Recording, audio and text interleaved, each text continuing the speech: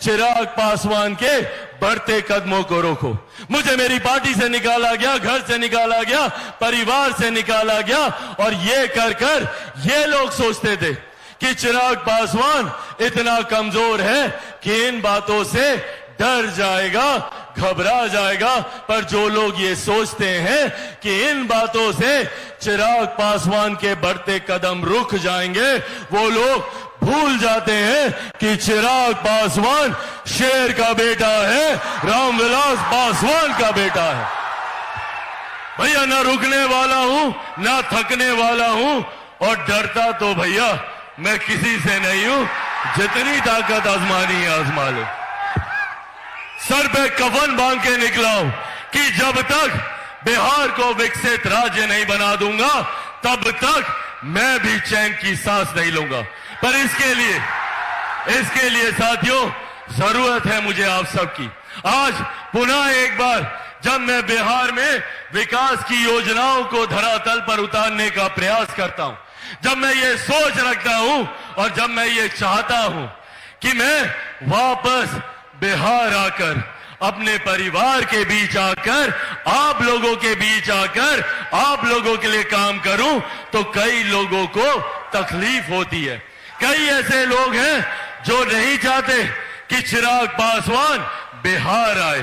उन लोगों ने जिस तरीके से हमारे बिहारी युवाओं का पलायन कर कर उनको दूसरे राज्य, दूसरे देशों में रहने के लिए मजबूर किया, उसी तरीके से ये लोग चाहते हैं कि चिराग पासवान अगर बिहार आ गया तो युवाओं को उनका हक दिलाएगा, महिलाओं के सम्मान की बात करेगा, बुजुर्गों के सम्मान की बात करेगा, किसानों के हक की बात करेगा, मजदूरों के हक की बात करेगा। इसीलिए ये लोग नहीं चाहते कि चिराग पासवान बिहार आए, और इसीलिए ये षड्यंत्र रचा जाता है कि किसी भी तरीके से चिराग पासवान को बिहार न आने दिया जाए, और ये भ्रम की स्थिति ये लोग बनाते हैं। और बार बार ये सवाल पूछा जाता है कि क्या चिराग पासवान विधानसभा का चुनाव लड़ेगा? तो जब ये लोग ये सवाल पूछते हैं कि क्या चिराग पासवान विधानसभा का चुनाव लड़ेगा, तो आज सारण की इस पावन धरती से आप सबके सामने मैं ये कह के जाता हूं कि हां, मैं चुनाव लड़ूंगा।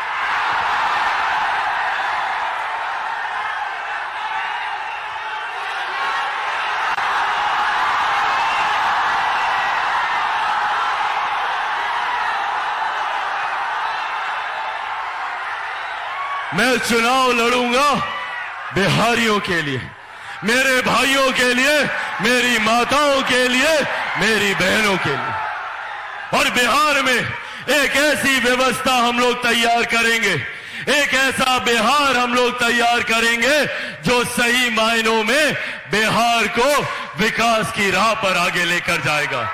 यहां पर कई ऐसे राजनीतिक दल हैं, कई ऐसे राजनेता हैं जिन्होंने बिहार को जात पात धर्म मजहब की राजनीति में बांटकर अपनी राजनीतिक रोटियां सेकने का काम किया। इस बांटने की राजनीति से इन्होंने अपना घर परिवार तो इन्होंने बेहतर कर लिया। बहुत बहुत धन्यवाद। खूबसूरत है ना?